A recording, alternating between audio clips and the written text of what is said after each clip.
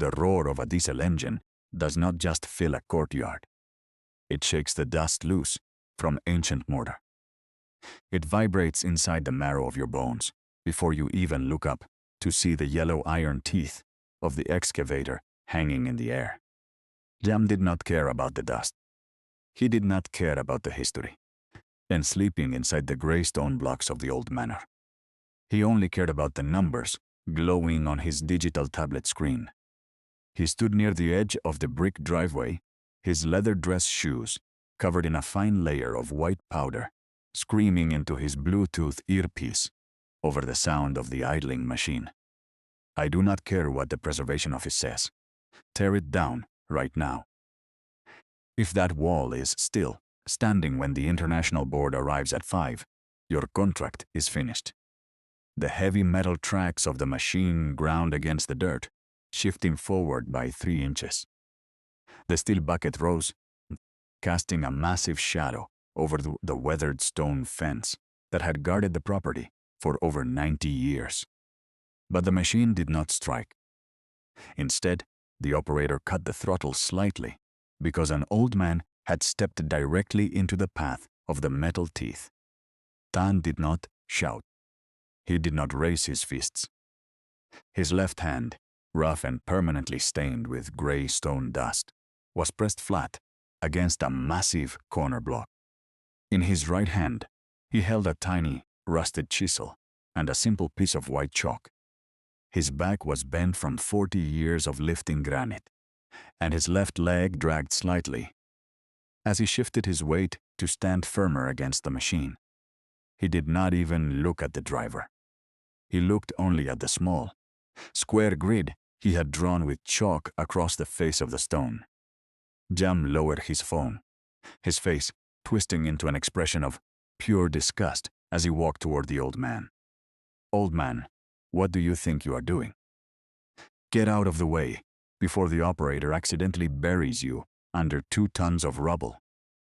Than did not move his hand from the stone. His ears, partially deaf from decades of iron hammers striking steel chisels, barely registered the volume of the younger man's voice. He only heard the deep, low frequency of the engine behind him. He turned his head slowly, his cloudy blue eyes locking onto Yam's crisp, tailored blue suit and pristine gold watch.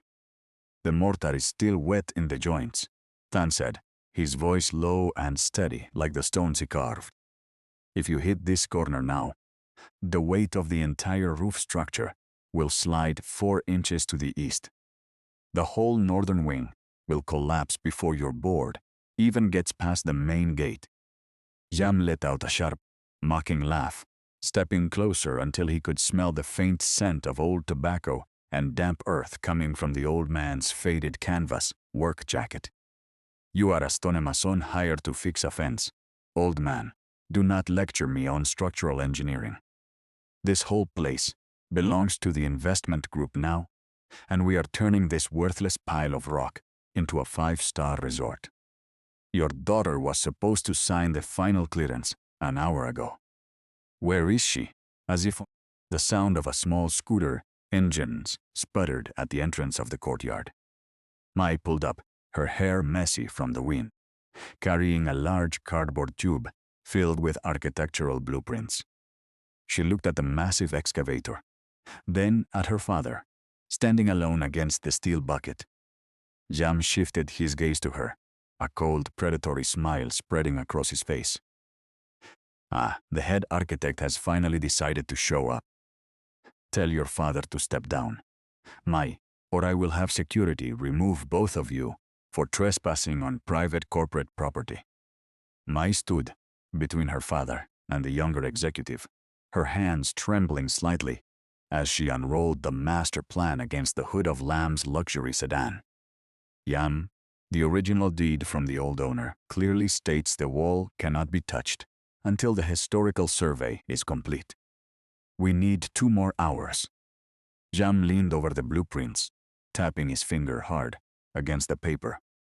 You have 2 minutes, Mai, or your contract is void, and your firm will be sued for every dime of delay interest. Sign the clearance. or watch your father get dragged out of the dirt. The old man did not look at the paper. He took his piece of chalk and drew a single, sharp vertical line down the third stone block from the base. The dust from the excavator tracks hung in the damp air like a gray curtain between the past and the future. Lam did not look down at the dirt where the old man stood.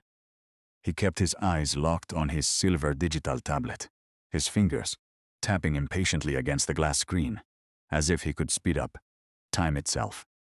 Your 2 minutes started 60 seconds ago. Mai, if your father does not pull his hand off that wall, I am marking this project as abandoned by the preservation team. The penalty clause kicks in at midnight, and it will liquidate your family's entire workshop before sunrise. Mai did not look at the tablet or the cold numbers glowing on the screen.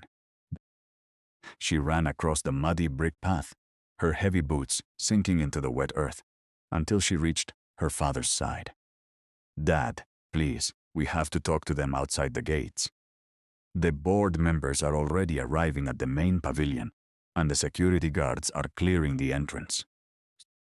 They will not hesitate to call the city code enforcement if you stay here.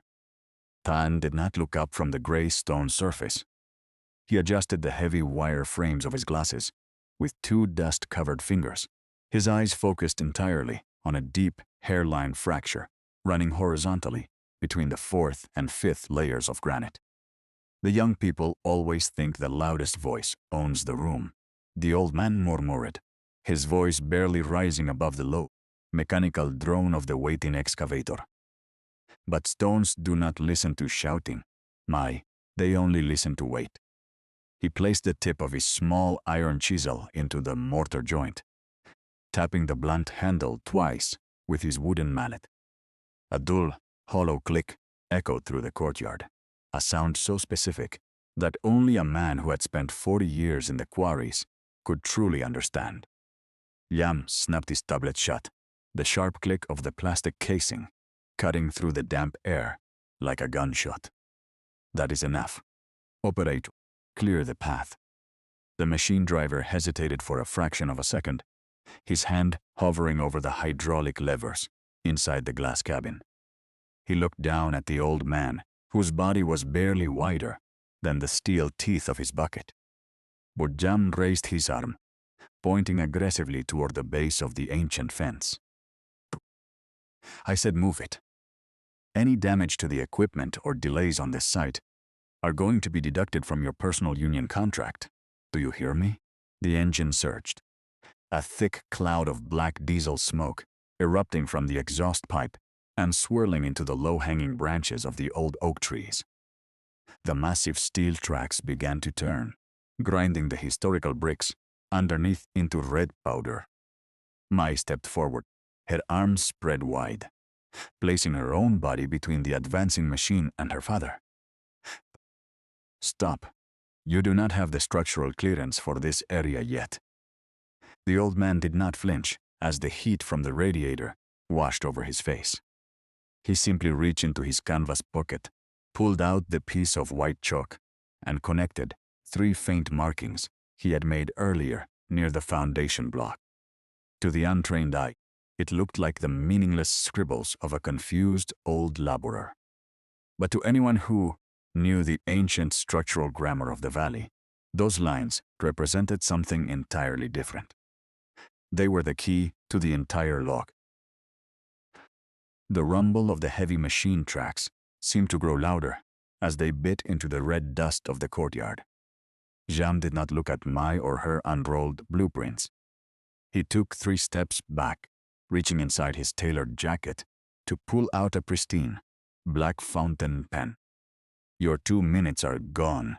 Mai, sign the structural waiver right now, or I will let the excavator operator do his job without a survey. If your father gets crushed because he wants to play the hero for an old wall, that is a matter for the local coroner, not my investment board. Mai looked at her father, her heart hammering against her ribs like a trapped bird. The rain was starting to fall faster now. Large, cold drops splattering against the ancient granite blocks and making the white chalk lines bleed into the stone. "Dad, please," she whispered, her voice cracking under the pressure. They have the corporate backing, and the city council already signed off on the primary demolition permits last week. If we do not step back, they will ruin everything we have built in the city. Tan did not blink. A single drop of rain caught the edge of his thick wire glasses, but his hand remained rock steady against the rough surface of the third granite layer. "Let them sign what they want." The old man said, his voice dropping an octave, carrying the dense weight of a mountain. "The city council does not know what holds this hill together, and they only know how to stamp pieces of paper for men who wear expensive cologne." He turned his deaf ear toward Jam, completely ignoring the young executive's presence as he tapped his small chisel against a vertical seam. "Listen to that, Mai. That is not the sound of hollow filler. This is a double-locking tongue and groove joint carved by men who died before this boy's grandfather was born. If they pull this block out, the whole earth behind the terrace will shift." Jam's face turned from pale to an ugly, mottled red. He slammed his hand down onto the hood of his luxury car, shouting over the storm, "Security, get these two vagrants off my sight right now." Two large men in dark tactical uniforms stepped out from the shadow of the main porch, their heavy leather boots splashing through the widening puddles of muddy water. They didn't look at May's blueprints, and they didn't care about the historical preservation order. They only saw an old man in a faded canvas coat who was slowing down a multi-million-dollar development timeline. One of the guards reached for Than's shoulder, his heavy fingers gripping the rough fabric of the old man's work jacket. "Come on, Old-timer. Let's make this easy. You had your fun. Now get behind the orange tape before we have to lock the cuffs on you." Than did not struggle. He did not push back. But as the guard pulled him, the old man's bad leg buckled slightly, his knee striking the wet gravel with a sharp, sickening tooth. Yet, even as he fell to one knee, his right hand did not let go of the rusted iron chisel. He drove the point of the tool deep into the soft earth at the very base of the wall, anchoring himself to the dirt like an old root. Mai screamed, dropping her blueprint tube into the mud as she threw herself between the security guard and her father. "Don't touch him. He has a spinal condition from 30 years in the state quarries. If you injure him, I will personally ensure this entire project is tied up in criminal litigation for the next 10 years. The guard froze, looking over his shoulder at Jam for approval. Jam just waved his hand dismissively, his teeth bared in a cold smirk. "She is bluffing. Clear them both out. The board is pulling up to the main pavilion in 10 minutes, and I want that stone out of my sight." The cold rain did not just soak through Than's canvas jacket. It ran down the deep grooves of his face, dripping off his jawline onto the gray granite block beneath his hand. The two security guards pulled harder, their leather gloves slipping against the wet fabric as the old man remained pinned to the foundations like a stubborn iron spike. Jam did not look back at them. He held his gold watch up to his face, watching the sweeping second hand cut away the remaining minutes of his schedule. "Drag him to the perimeter gate." Jam barked over the sound of the wind, his voice high and sharp. "If he breaks his own hand because he will not let go of a rusted tool, tell the police he was assaulting our industrial equipment." Mai threw her weight against the closest guard, her small frame no match for the hired muscles, but her voice carried a fierce, desperate resonance that made the operator in the excavator cabin cut the engine throttle back to an idle. "Look at the grid, Jam," Mai screamed, pointing her muddy finger at the chalk lines her father had carved before the rain started to dissolve them. Look at the geometric ratio between the cornerstone and the upper terrace. My father did not design this layout to look pretty for your resort brochure. He was an apprentice to the master mason who laid the deep structural anchors in 1936. If you pull that foundation block, you do not just drop a wall. You release the entire subterranean water table that runs beneath the southern hill. Jam did not look down at the dirt. He did not look at the pattern of chalk lines that were slowly washing into gray streaks across the stone face. He stepped closer, his expensive leather dress shoes splashing mud onto the rolled blueprints. Mai had dropped into the puddle. I am an executive with a master's degree in global asset management. Mai. I don't need a history lesson from a man who spent his life breaking rocks for $20 a day. The city geologists signed the development clearance, and that is the only language the bank understands. He reached out, his clean, manicured fingers gripping the top of Mai's cardboard blueprints tube, twisting it out of her hands with a sudden, vicious jerk. Your contract is finished. Your firm is off the site. And if your father does not move his foot in 30 seconds, the machine is going through the stone anyway. Than did not hear the words, but he felt the shift in air pressure as Jam moved closer to his daughter. The old man's eyes, clouded by decades of stone dust and age, suddenly cleared as he looked up at the young executive. He did not look at the gold watch or the tailored suit. He looked at the way Lam's weight was balanced on the slick red clay of the driveway. You stand on top of things you did not build, boy, the old man said, his voice flat, dry, and terrifyingly calm. And because you did not build them, you think they can never fall on you. He did not wait for the guards to pull him again. With a sudden, explosive burst of strength from his old forearms, Than struck the steel handle of his chisel with the heavy iron head of his mason's hammer. The sound was not a dull thud. It was a high, ringing metallic crack that echoed off the surrounding stone walls like a rifle shot. A small dark fissure appeared instantly along the white chalk grid, splitting the mortar clean down to the hidden core of the structure. Liam took half a step backward, his leather shoes slipping slightly on the slick, waterlogged red clay.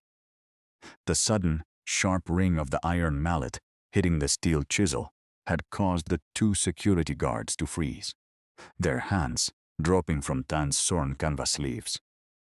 For a second, the only sound in the entire courtyard was the heavy, rhythmic drumming of the rain against the metal roof of the excavator and the hollow sloshing of mud. "What did you just do, old man?" Liam demanded, his voice tightening as he saw the jagged black crack running vertically through the ancient mortar joints. "Are you intentionally damaging this property?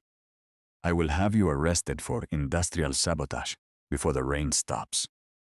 Than didn't answer right away. He slowly stood up from his knee, his movements deliberate and heavy, using the long handle of his mason's hammer like a cane to stabilize his bad leg. He took a deep breath, the wet, cold air filling his lungs, his face completely expressionless as he looked at the fissure he had just created. "I didn't damage it, boy," the old man said, his voice carrying that low, gravelly vibration that belonged to someone who spent half a century listening to the shifting of the earth. "It just unlocked it. If your machine takes one more step forward, the vibration from its tracks will finish what my hammer started. The whole terrace wall will come down, but it won't fall into the driveway. It will drop straight back, pulling the foundation of that luxury pavilion behind you, 20 feet down into the creek bed." Jam's fingers twitched against the plastic edge of his digital tablet. He looked up at the excavator operator, who was now leaning completely out of his cab window, his face pale as he stared down at the crack in the stone. "Driver, what is he talking about?" Yam yelled, his composure beginning to crack like the mortar. Is that wall structural or not? The operator shook his head, his voice tight over the roar of the idling diesel. Jam, I don't know. The blueprints from the city survey just showed a simple retaining wall made of fieldstone. But the way that crack is breathing, it sounds like there's a massive hollow space directly beneath the core blocks. If the hill shifts while I'm on this incline, the whole rig is going to tip over. Mai saw the hesitation in the driver's eyes and stepped immediately onto the steel track of the machine, her wet hair plastered to her forehead, her voice ringing out with absolute professional authority. He is right, she shouted, pointing her finger toward the shifting shadow behind the granite stones. The 1936 survey was falsified by the original development syndicate to hide the natural drainage channels. My father found the original logbooks in the state archives when he was 20 years old. If you pull this block, you release 40,000 gallons of mud that have been trapped under this terrace for 90 years. Yam looked from Mai to the old man, his teeth grinding together so hard the muscles in his jaw bulged. He could see the headlights of the first corporate limousine appearing at the lower iron gates of the estate, its bright white beams cutting through the gray sheets of rain. The international board was here. The investment group was expecting a completely cleared site, ready for the groundbreaking ceremony. I don't care about 40,000 gallons of water, Jam hissed, his voice dropping into a desperate, furious whisper as he stepped right into the mud next to Than. I don't care about your 90-year-old logbooks. This deal is worth $85 million to my firm. If I have to bury this wall, and both of you, under 1,000 tons of concrete to keep that board from pulling their funding, I will do it. He turned to the larger of the two security guards, his eyes wild. Get inside the backup loader. Push that old man out of the way and drive the steel blade straight into the center of the grid. The guard hesitated, looking at the deep, breathing fissure in the granite, then at the old man who stood completely still, his small hammer held loosely at his side like a shield. The guard who had been ordered to drive the backup loader did not move toward the machine. He stood completely still, his eyes locked on the black fissure that was now slowly widening across the wet face of the granite block. A strange, deep groaning sound began to emanate from the earth beneath their feet. It wasn't the mechanical vibration of the heavy machinery. It was the low, organic rumble of thousands of tons of wet soil settling against a compromised barrier.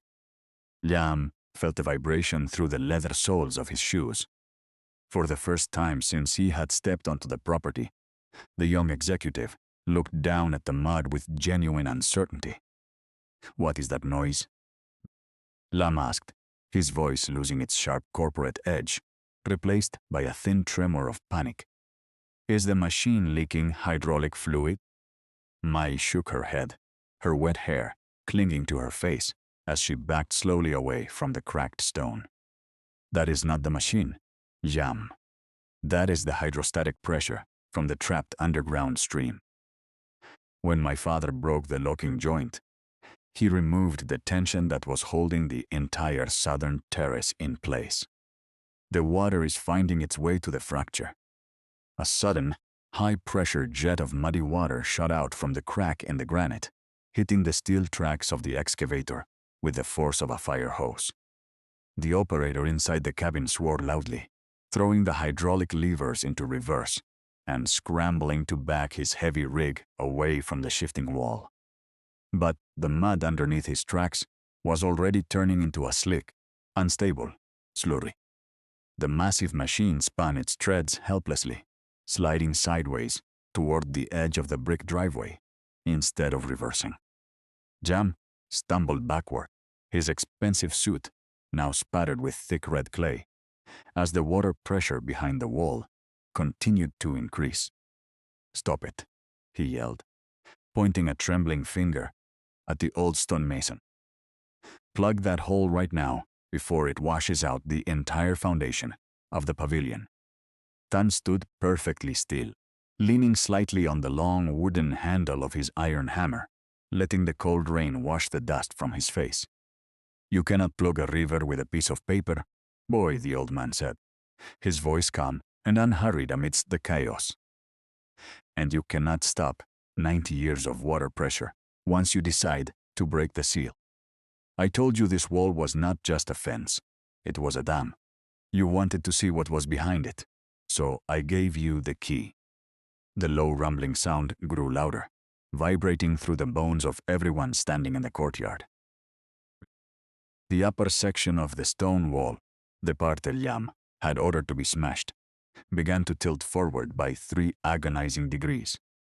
The heavy iron gates at the lower entrance swung open, and 3 sleek, black corporate limousines pulled into the driveway. The International Investment Board had arrived exactly on time, only to find their multi-million-dollar project site turning into an active disaster zone. Yam watched the cars approach, his face completely drained of blood. His entire career, his reputation as a ruthless closer, was about to be washed away into the mud. He lunged toward the wall, grabbing a loose, heavy brick from the ground, desperately trying to shove it into the geyser of pressurized water. "Help me," he screamed at the security guards, his pristine hands digging into the wet clay. "If that wall comes down while the board is watching, we are all going to federal prison for criminal negligence." But the water blasted the brick out of his hands before he could even position it, throwing Yam backward onto his knees in the deep mud. The old man watched him fall, his expression neither triumphant nor angry, just deeply tired. He slowly reached into his canvas pocket, pulling out a heavy, forged iron wedge, and handed it toward his daughter. "It is time, Mai. Show them what a real architect builds." Mai took the iron wedge from her father's trembling hand, its wet, cold surface heavy with the history of the ground they stood on. The water from the fissure was now a continuous, pulsing stream, cutting a deep brown track through the gravel of the driveway. The first black corporate limousine came to a smooth halt just 10 feet away, its wipers sweeping rhythmically across the pristine glass windshield. Yam tried to push himself up from the red mud, his tailored trousers ruined, his breathing ragged as the door of the luxury car clicked open. A tall woman with sharp gray hair and a cashmere coat stepped out under a large umbrella held by a driver. She didn't look at Yam. Her eyes went straight to the leaning granite wall and the muddy water rushing over her investment site. "Yam, what is the meaning of this?" she asked, her voice like ice cutting through the sound of the rain. "This site was logged as structurally stable 3 months ago. Why is there a geyser erupting from our primary foundation line?" Yam scrambled to his feet, wiping the wet clay from his hands onto his shirt, his corporate mask slipping as he spoke. "Director Vance, it is a minor irrigation anomaly, a temporary shift in the old retaining wall. We have the demolition team ready to seal the entire grid with quick dry cement in 5 minutes. This old laborer intentionally sabotaged the mortar joint to delay the ceremony." Tan did not look at Director Vance, nor did he look at Yam's desperate gestures. He simply pointed his iron hammer at the wedge, now resting in Mai's hand. "Drive it into the shifting groove," Mai, the old man, instructed, his voice clear enough to override Yam's frantic explanations. "Show the director what the city surveyor omitted from the $85 million ledger." Mai didn't hesitate. She placed the iron wedge directly into the vertical fissure that had cracked open under her father's hammer strike. Using the flat back of her heavy tape measure, she struck the wedge once, twice, 3 times, sending a dull, deep vibration through the stone. A loud wooden crack echoed from inside the core of the foundation wall, followed by the sound of metal grinding against metal. The exterior block didn't fall. Instead, it slid outward on an ancient stone track, revealing a deep, dry chamber carved into the bedrock itself. The water pressure immediately dropped, diverting safely down into a hidden subterranean stone culvert that had been built beneath the manor a century ago. But the opening of the chamber revealed something else that made Director Vance step forward, ignoring the mud ruining her designer boots. Inside the stone vault sat a heavy, watertight box made of riveted green copper, its surface sealed with a thick layer of black industrial wax. That box does not exist on any municipal map, Director Vance said, turning her sharp gaze directly onto Yam, whose face had gone completely white. Yam, you assured the board that this entire property was cleared of all historical covenants and third-party claims. What is that? Lam looked at the green copper box as if it were a bomb, his hands shaking so hard. His digital tablet slipped from his fingers, landing face down in the red clay. It is nothing, Director. Just old junk left behind by the previous owner's estate. We don't need to open it. We can just pave over the vault. The old man stepped forward, his bad leg scraping against the gravel, his shadow falling over Yam's dropped tablet. That junk is the original deed of trust from 1936, Yam, Tan said, his voice ringing with absolute certainty. The deed that says this hill can never be sold for private commercial gain, because it sits on the collective water table of the entire valley. My father was the one who sealed that box under the cornerstone when the old owner died, and I am the one who kept the key. Director Vance did not wait for Yam to regain his breath or coordinate a fresh defense. She reached out, her black leather glove brushing past Lam's face as she took the green copper box directly from Mai's hands. The sharp wax seal cracked under her thumb like brittle winter ice. Yam watched her open it, his knees sinking deeper into the soft red clay, his hands open, as if he were begging the wet soil to swallow him whole. Director, please, the municipal survey is what the underwriters locked in. Yam stammered, his fingers clawing at his mud-soaked trousers. This old worker is just bringing up ancient, expired land grants to blackmail the development board. We can settle with him, out of court for $50,000, and clear the site by midnight. Vance pulled a thick parchment document wrapped in protective oilcloth from the box, completely ignoring Lam's voice. She unrolled it under her driver's umbrella, her eyes rapidly scanning the dense handwritten script and the heavy official blue wax seal of the 1936 Municipal Water Board. Her face went completely rigid, the cold corporate professional mask tightening until her lips were a thin line. This is not an expired grant, Yam, Vance said, her voice dropping into a deadly quiet register that cut through the pouring rain. This is an absolute sovereign water easement signed by the founding families and backed by the Federal Resource Protection Act. The boundaries specified here include every square inch of the pavilion foundation you just ordered the machines to anchor into. She turned to her driver, her face showing no emotion, only absolute calculation. Call the legal team at the primary office. Tell them to freeze the escrow account for the manor acquisition immediately. Then call the district corporate compliance office and inform them. We have an active structural and fraud emergency on site. Yam's mouth open, but no sound came out except a wet, desperate gasp. He looked toward his two security guards, but they had already stepped 5 paces back, their hands held away from their belts, completely separating themselves from his authority. The excavator driver had already turned off his engine. The cabin door opened as he climbed down the metal ladder to stand near the brick entrance, away from the shifting wall. Mai stepped up next to her father, placing her hand over his rough, scarred knuckles on the handle of the mason's hammer.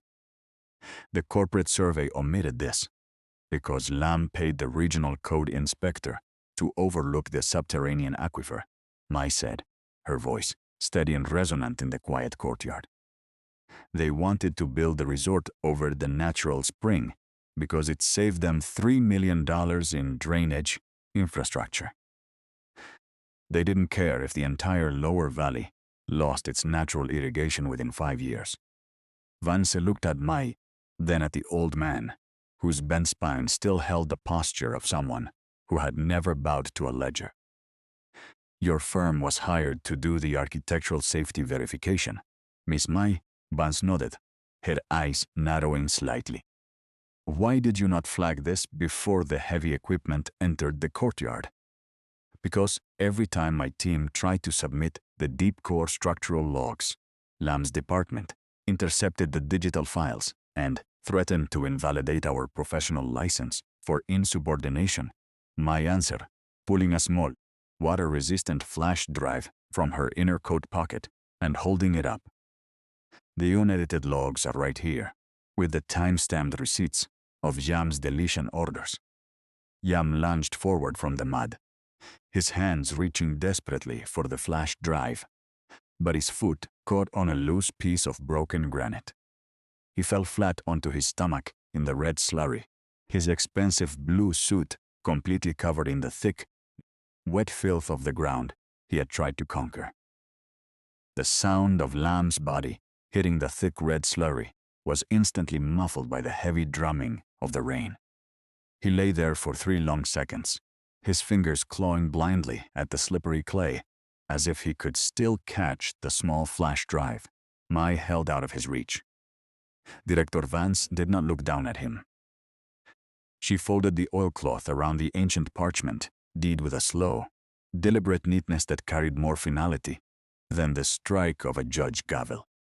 Your signature on the development ledger is legally dead, Jam, Vance said, her voice cutting through the storm, with the clean, flat precision of an iron blade.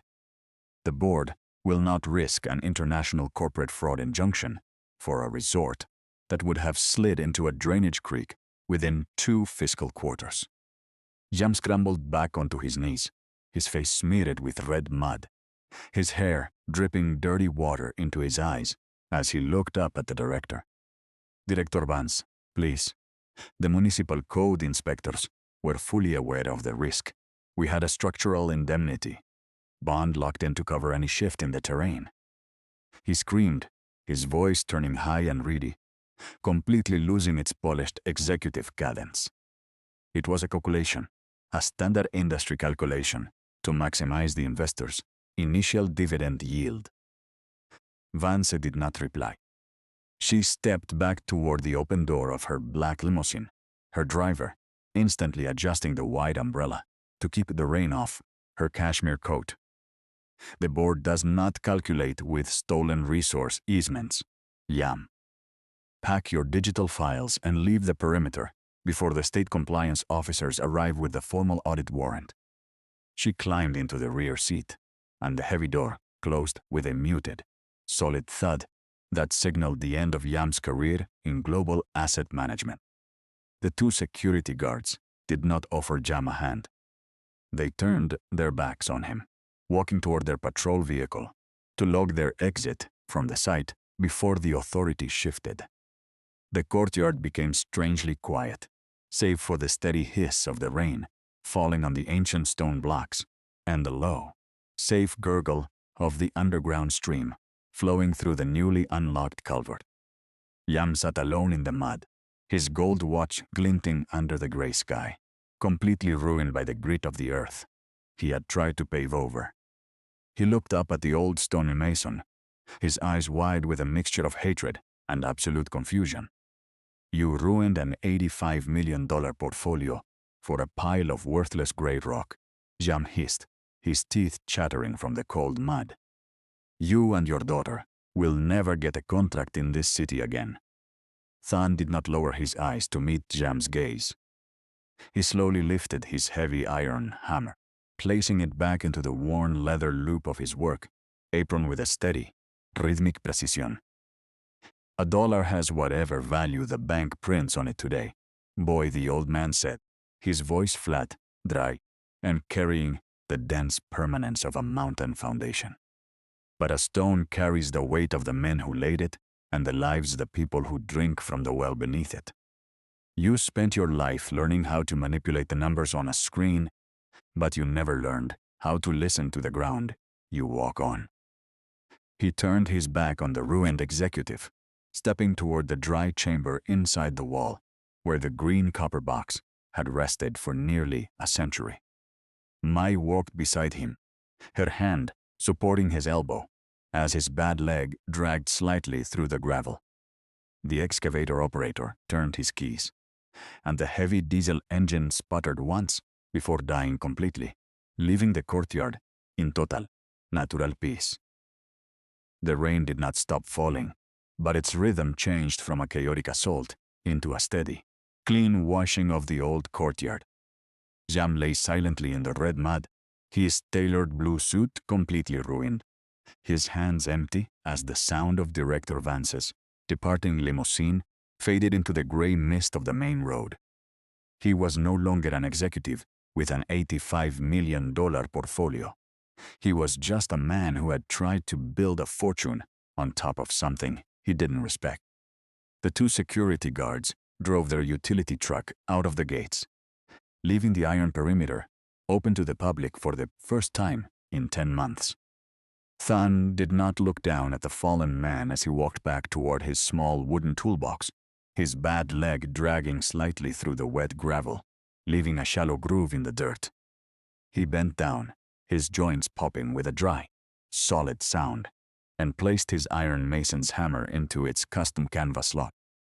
The tool was heavy, its face scarred from thousands of impacts with granite, but it remained perfectly balanced. Mike knelt beside him, her boots covered in mud, her hands shaking slightly as she helped him lift the small wooden box by its hemp rope handles. "Dad, the City Heritage Board just sent a notification to my phone," Mai whispered, her voice carrying a deep, quiet pride that made the old man look up. "They have issued an immediate freeze on all demolition orders for this entire sector. The Valley Water Table is officially under federal protection now."